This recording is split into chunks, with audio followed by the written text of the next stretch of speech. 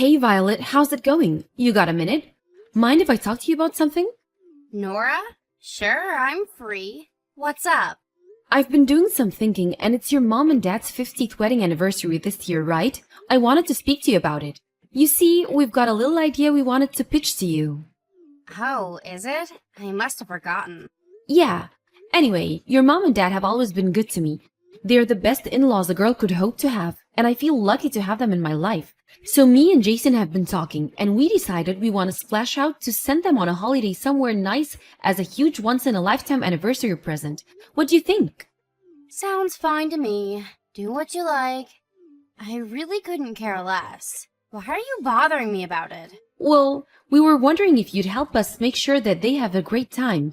We want it to be a holiday to remember. You mean you want my money? Well, I wouldn't put it so bluntly, but we were hoping you might contribute a little something to the holiday fund. No chance. You're free to do what you like, but don't try dragging me into things by begging me for money. I'm not begging you, and we're not trying to drag you into anything. We just thought it'd be a nice idea if we could celebrate this together as a family. You're their daughter, after all. Besides, I heard they paid for the deposit on yours and my brother's house. What better way to thank them for being such amazing parents than to send them on a trip of a lifetime for their golden wedding anniversary? The deposit? Phew, it was only a measly $20,000. They hardly broke the bank. Fine, okay. Would you at least mind riding in a cart for them?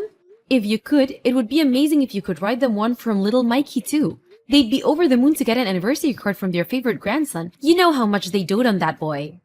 If that's all you're asking, then I guess I don't mind writing in a card. Mikey can write one himself, though. He's 11, you know. Thanks so much, Violet. But let me make one thing clear. You're not getting a cent of my money unless you pry it from my cold, dead hands. Why would you waste money on something like that? You must be mad. Something like that? This is your mom's and dad's golden wedding anniversary we're talking about here. They've been together for 50 years. They've always been so good to you, and we'll never get the chance to do this again. I couldn't care less.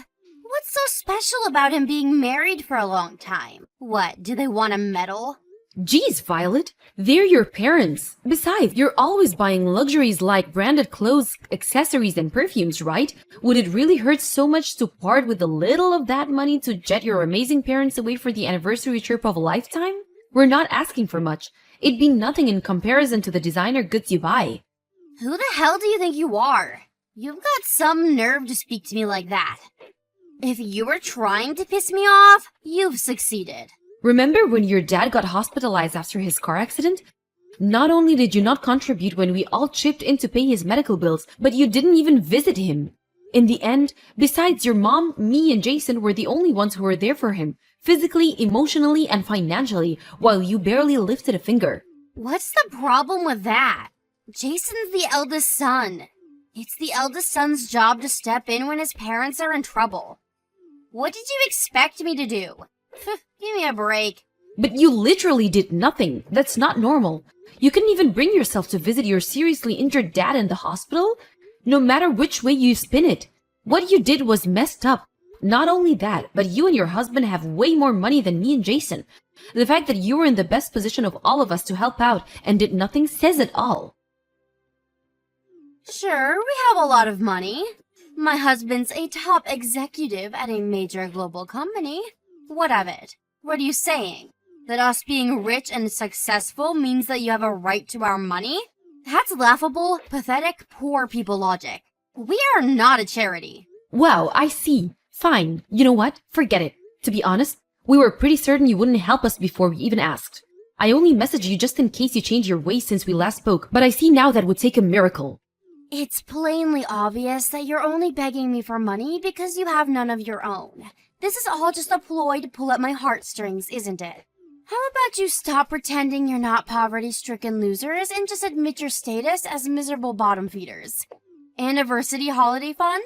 Don't make me laugh. You're the last people who have the financial freedom to be paying to send other people on holiday. That's not true. Me and Jason can afford it if we pool our savings.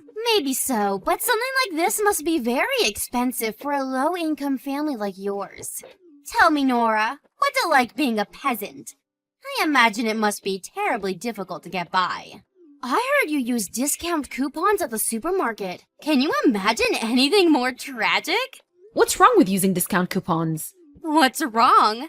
What's right? Think about it. You spend your time saving up scraps of paper to get measly $1 discounts on what was already cheap peasant food to begin with. Maybe if you'd spent your time studying and working hard to succeed in life instead, this unfortunate situation could have been avoided. What a pitiful existence. I could never live like that. I believe it. I heard all about your extravagant spending habits.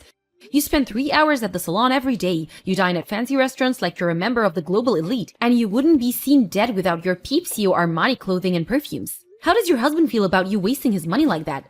Does he never say anything? Why would he care about any of that? It's pocket change to him. When you're as rich and successful as we are, your sense of money changes. Let's say we have a little more leeway than the likes of you and my brother. My husband could care less about the occasional luxury here and there. I could be wrong here, but something tells me that just because he's away in Seattle on a company transfer doesn't mean he's okay with you blowing his hard-earned money on frivolities. If you're trying to start a fight with me, you're going the right way about it. I suggest you be very careful about what you say next. You always seem to have some kind of whining, niggling complaint every time I come over to see my brother too, don't you? Tell me, Nora, why exactly is it that you don't know how to shut your goddamn mouth? What I spend my money on has absolutely nothing to do with you. Now back off. Jason's sick and tired of your shenanigans too, you know? You're the most selfish, egotistical person either of us ever met. You genuinely think you can do whatever you like as long as it makes you happy, don't you? 'Cause screw the other people and their feelings, right, Violet? Right? I think I finally get it. This is your inferiority complex speaking. The desperate attacks of a jealous brokey. Excuse me? You're jealous of me and my luxurious lifestyle, aren't you? Admit it. I can read you like a book. That's why you come at me out of nowhere frothing at the mouth like some rabid attack dog. Poor people make me sick. Have you no shame? Do you have no notion of how despicable it is to pester people for money like this? Or do you just not care? I've had enough of this. Your views on the world are too twisted for me to have any kind of meaningful conversation with you.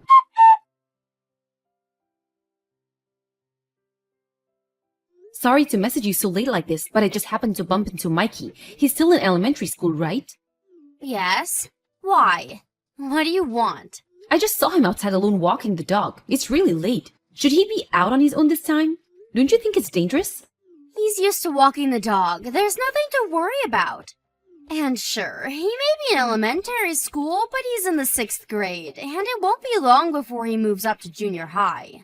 But it's past 10 p.m. I get that it's not a bad neighborhood, but you still sometimes see the occasional creep. Do you think it's a good idea for him to be out alone at night? It'd be dangerous even for a junior high or high school kid at this time. Creeps? Don't be ridiculous. You can be such a drama queen. Besides, even if something did happen, the dog would protect him. Seriously? Your 12-year-old chihuahua is going to leap into action and defend your son from some marauding weirdo? I'm telling you, it's fine. You worry too much. Kids these days are so independent, they stay out much later than they did when I was a little girl. I can assure you, you don't need to concern yourself with my son's dog walking routine. Is this why you're so poor? Because you spend your time poking your nose into other people's affairs instead of making money? Forget my financial situation. Look, couldn't you have him go out earlier, like in the daytime? Why do I have to control every aspect of my boy's life? It's his own fault for not going out earlier. I'm not his prison guard. If he must go out at this time, at the very least, couldn't you have gone with him? I'm busy. Anyway, it has nothing to do with me. My son's in charge of all things dog-related. He's the one who said he wanted a dog, so it's only right that he takes care of it. The pooch is Mikey's responsibility. Please, Violet, will you at least consider the possibility that it might not be safe for an 11-year-old to be out on his own at this time of night? If you're not willing to stop him doing it, will you at least let me go with him? It's not just girls that get targeted by creeps, you know. You hear about this kind of stuff in the news all the time. Do what you like.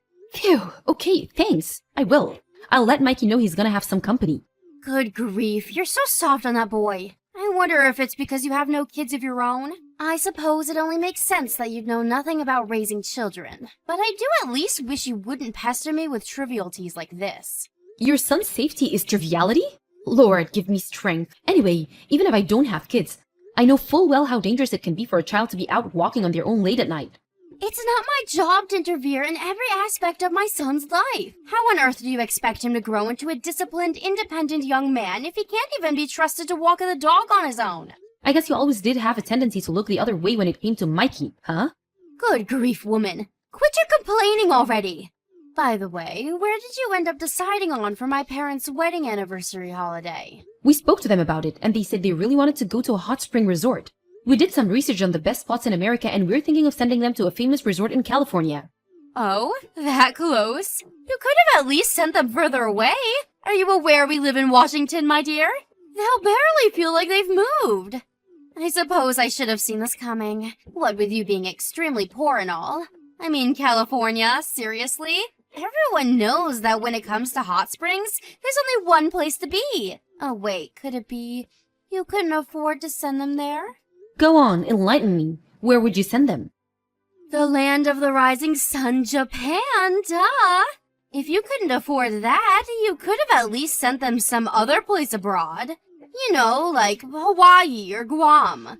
To think you'd send them 2 states away. My poor parents must be so disappointed. But they said they wanted to go to a hot spring resort. They probably just knew if they said that, you'd send them on a cheap trip to California and not take too much of a hit financially. They were only doing it out of consideration for you. They're aware of how poor you are and didn't want to put you in an awkward situation. It's amazing, really. You make this big show and parade about treating them like royalty for their golden wedding anniversary and then send them to California. If you're gonna celebrate, at least do it properly. Okay, Mrs. Travel Expert, tell me, what does celebrating properly look like? I just told you, going abroad. Take me, for example. I have 3 trips abroad planned for this year alone. I'm going to Dubai for the summer. That's great, Violet. Good for you. Somewhere exotic like Dubai might be a really attractive holiday destination to a seasoned veteran like you. But I'm not sure your aged parents, who have almost no experience traveling abroad, would see it in the same way. Lots of stuff can go wrong, and when you don't know what you're doing, traveling can be surprisingly stressful. Besides, and I'm repeating myself here, but they're the ones who said they wanted to go to a hot spring resort in the first place. I think a nice easy trip to California is by far the best option for them. That's such a peasant-like way of looking at things. But what did I expect? You are a literal peasant after all. I can't say I don't feel bad for my poor parents, but what do I care? It's not like I'm the one paying for it. Do what you like. I will. We'll decide where your parents go on holiday amongst ourselves.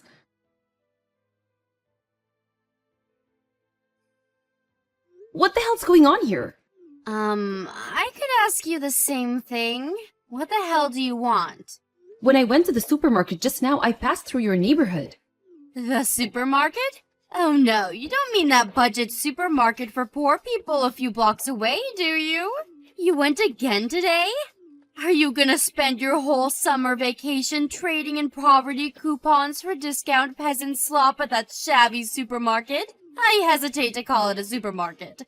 Poop market would be more appropriate. Hilarious, Violet. Well done. There's absolutely nothing wrong with buying food with discount coupons at a bargain supermarket during summer vacation, and that's the hill I'm willing to die on. Forgive me. I should have known you can't afford to go on holiday. I see you're just as broke as ever. I know it might seem like I'm harsh with you sometimes, but to tell you the truth, I actually feel sorry for you. You feel sorry for me? At least I'm not such a scumbag I'd leave my poor son on his own while I jet off on holiday. Huh? Mikey was sat all on his own on your front porch. He was sat shivering in his tattered, worn-out clothes while cuddling the dog for heat. He said he was waiting for you to come home. Apparently you told him you were going to work? You saw Mikey? What on earth were you doing at our house? I won a toy car from a lottery event I got entered into with one of my coupons. I thought Mikey would love it, so I stopped by to give it to him. I didn't want to disturb you, so the plan was just to leave it on the front porch for him to find. That's when I found him sat there all on his own. I could barely believe my eyes.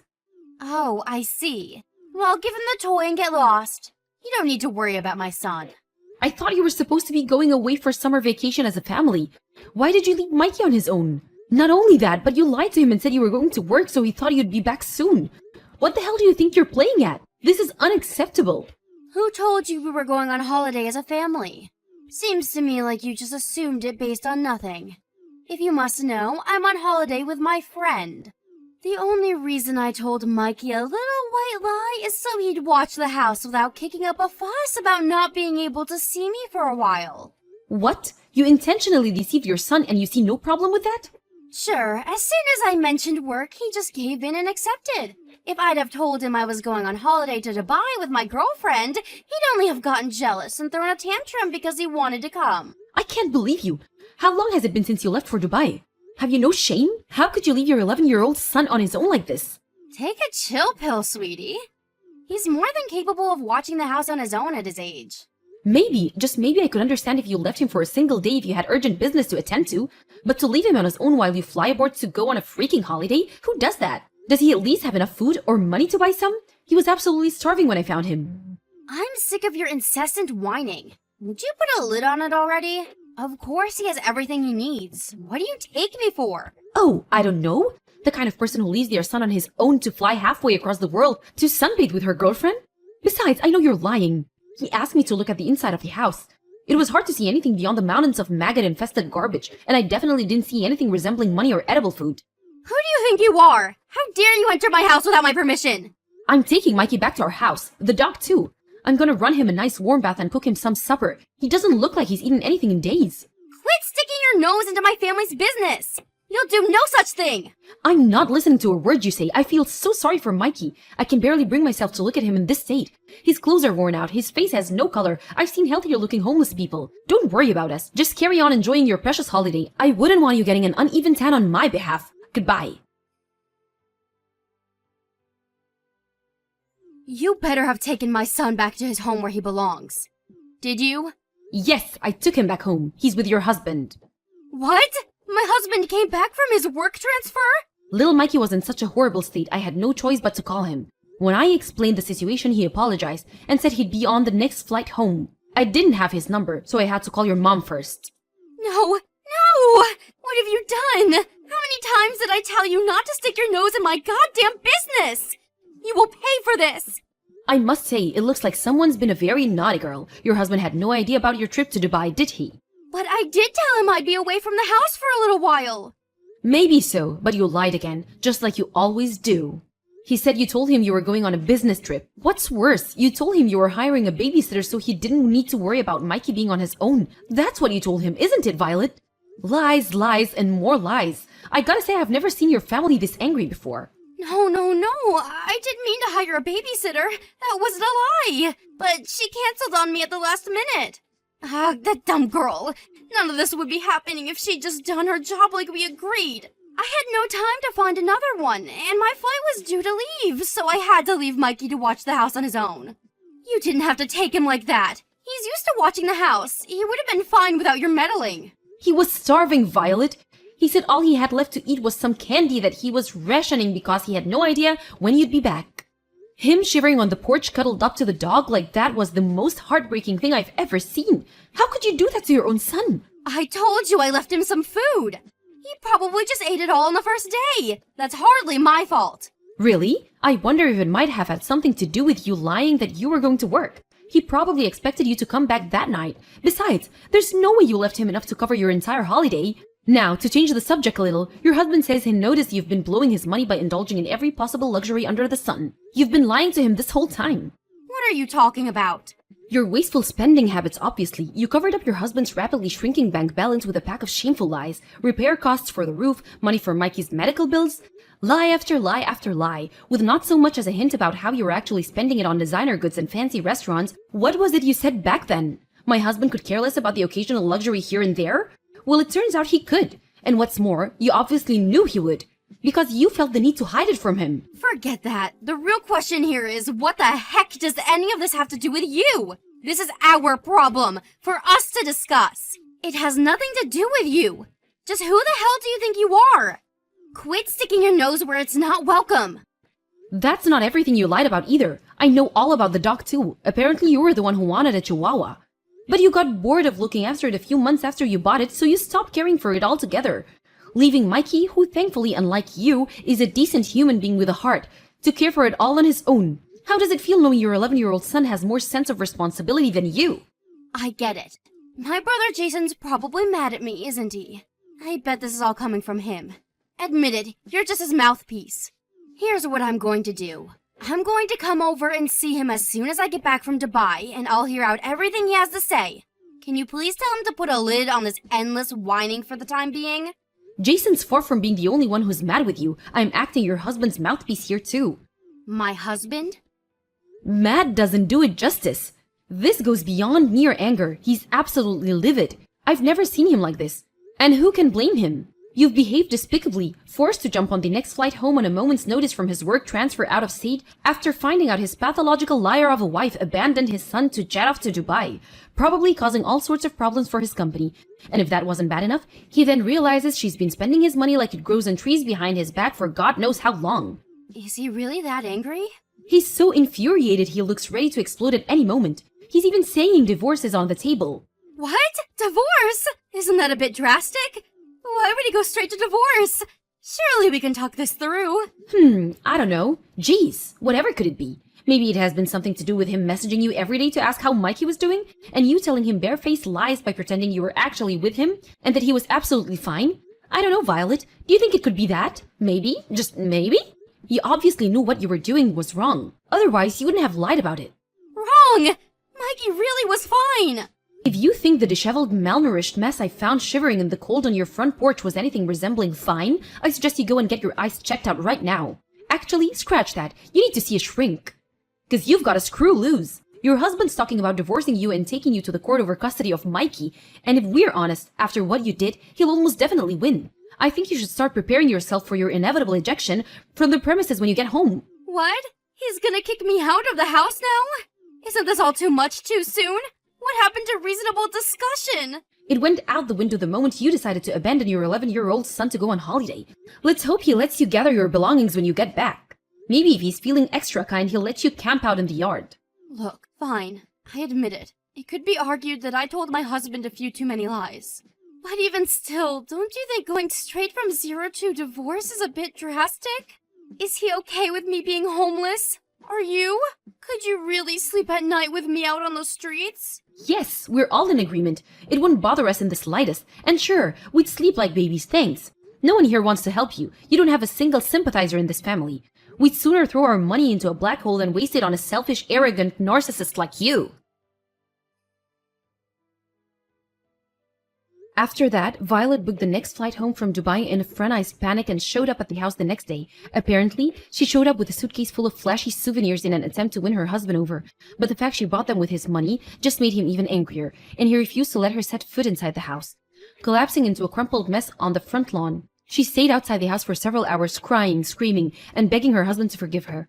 Naturally, he completely ignored all of it, having no intention of forgiving her for as long as she lives. He continued with the divorce proceedings as planned.